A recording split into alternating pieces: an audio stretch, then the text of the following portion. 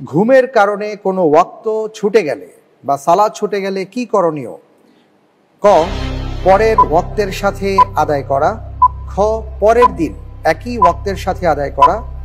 গ, ঘুম থেকে উঠে সাথে সাথে সালাত আদায় করা। ঘ, কিছু করণীয় নেই বলে মনে করে সালাত না পড়া।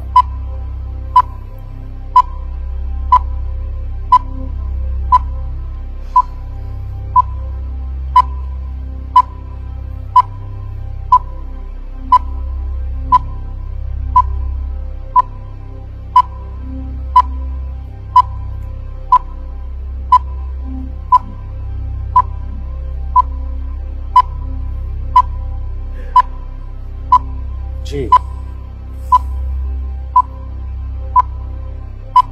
ঘুমের কারণে কোনো ওয়াক্ত সালাত যদি ছুটে যায়। আলহামদুলিল্লাহ, আমি এটার উত্তর হিসেবে নিচ্ছি গ, ঘুম থেকে উঠে সাথে সাথে সালাত আদায় করা। লক করে দেওয়া হোক গ, ঘুম থেকে উঠে সাথে সাথে সালাত আদায় করা।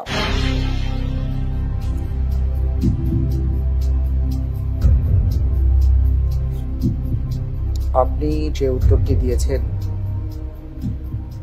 আপনার উত্তরটি সঠিক হয়েছে। আলহামদুলিল্লাহ। আলহামদুলিল্লাহ।